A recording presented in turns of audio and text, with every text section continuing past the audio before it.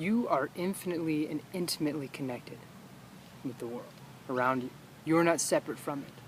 In every instance, your physical being, your emotional being, your perception of who you are, none of it is separate from the world around you. When you eat, the food you eat comes from rain, sunlight, atmosphere, soil, hard work, cause and effect, an entire chain, and that goes into you through an entire process of people handling it, moving it, shifting it to go into your mouth for you to eat it, and when which it becomes part of your body. The air you breathe has been breathed out by someone else, by a tree, by another animal, and it flows all around this globe. And in that manner, in both those manners, you can see how your physical body is not separate. Your mind is not separate. Your emotional well-being, your emotional being is not separate. Somebody says something uplifting and you feel good. Somebody says something hurtful and you feel sad.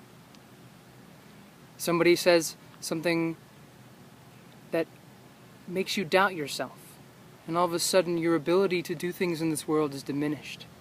Somebody does something that enables you, and your ability to do things in this world grows and grows.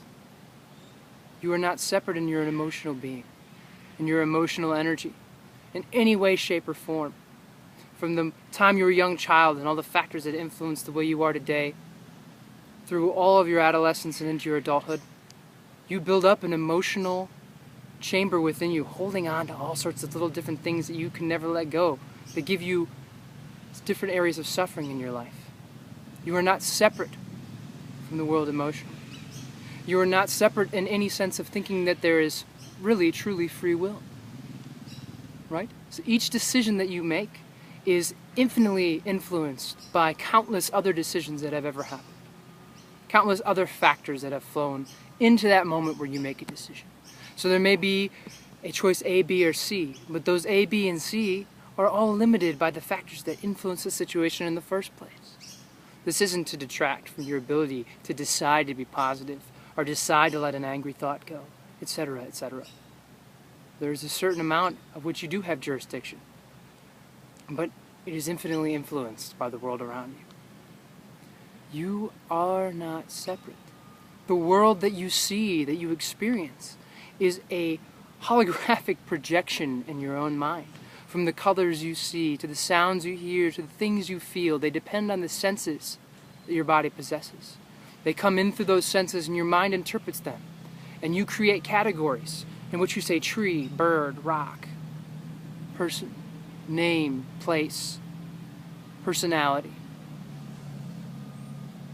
You create all these assumptions in your mind that have been infinitely influenced by teaching and education and opinions and all these things that have come into you throughout time.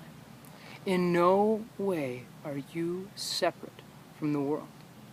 In no manner are you separate from the world.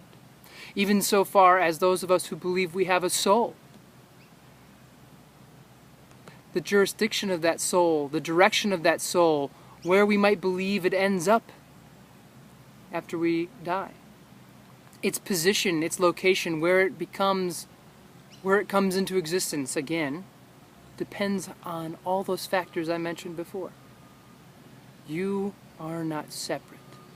If you begin to see the world as part of you, the inner revolution will automatically take a few steps forward within you. That revolution that we each need to undergo to change this world for a better place. See the ways in which you are connected in your life. Start simply. See your food. When you eat it, it becomes your body. Hear a hurtful or helpful thing in your life and realize how much it resonates within you. See how somebody's helpful hand helps you get something done. See how a surprise comes into your life that you did not have control of and was unexpected. And see how it affects the outcome. See how it affects your attitude. You are not separate from the world. Begin to live that way, and amazing things can happen on this planet.